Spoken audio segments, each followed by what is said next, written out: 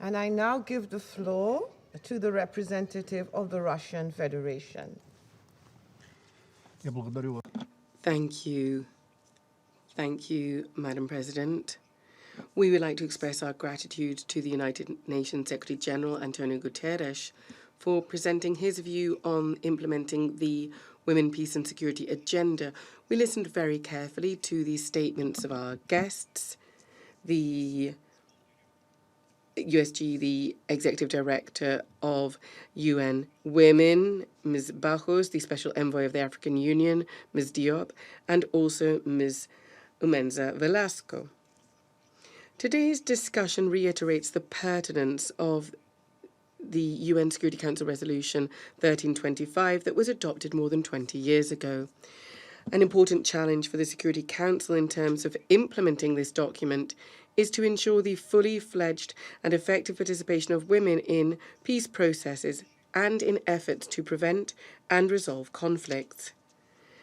At the third Eurasian Women's Forum, which was held earlier this month in St. Petersburg, the president of the Russian Federation, Mr. Putin, said, "Women's active involvement in seeking solutions to global and local challenges and coupled with their proactive participation in all areas of life is in the public interest, and it helps to tap into human potential as much as possible. Today, undoubtedly, this is a key factor in progress, in moving forward, in bringing positive changes throughout the world, both within individual states and throughout our entire planet," end of quote. The report submitted to the Security Council by the Secretary-General highlights the significant progress made in many areas in terms of implementing the Women, Peace and Security agenda. That being said, we believe it's very important to avoid duplication in the work of the different bodies of our organisation. Work on promoting the role of women, on the protection of their rights, and on ensuring gender equality is something that actively involves the UN General Assembly, the Human Rights Commission, and the PBC are actively involved in. Here in the Security Council, we should focus on situations which represent an indisputable threat to international peace and security, and in line with the Security Council's prerogatives as such.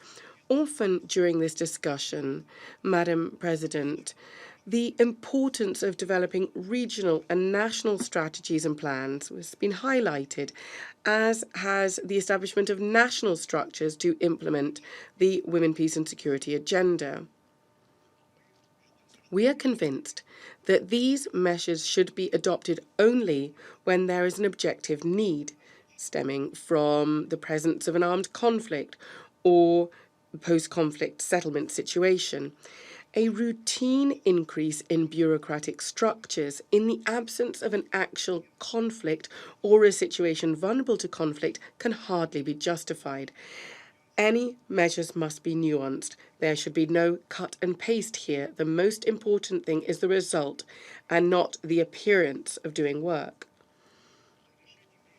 In order to tackle existing problems, there's a need to involve women themselves effectively. In this regard, we express our gratitude to the Secretary-General for his personal commitment to expanding women's participation in peacekeeping operations, in peace negotiations and in political processes. Moreover, we would like to call for the adoption of additional measures to increase the role of women in social and economic development of states that are in conflict situations or in the post-conflict recovery stage. It is absolutely unacceptable to use coercive unilateral measures and politicised economic sanctions whose primary victims are women. Measures are needed to bolster women's economic capacity and to expand women's access to financial and material resources and to modern technologies. A key area should be women's empowerment and also the elimination of poverty and creating opportunities in the area of education. Particular attention should be paid to protecting families and motherhood and protecting traditional family values, which are the moral foundation for any society and the key to the successful development of societies both presently and in the future. These and other issues should be at the heart of the work of the informal experts group of the UN Security Council on Women, Peace and Security, the Peace Building Commission, and other UN bodies. The aim being to both make a positive contribution to the progressive development of the women's agenda and also to achieve genuine consensus on this topic. From our side, we would like to confirm the Russian Federation's willingness to cooperate constructively with all interested states to promote the women's agenda in the UN Security Council. Nonetheless, we're in favour of an equal and mutually respectful dialogue which takes into consideration different points of view in the spirit of the UN's democratic foundations and in line with the principles of the UN Charter. Thank you very much, Madam President.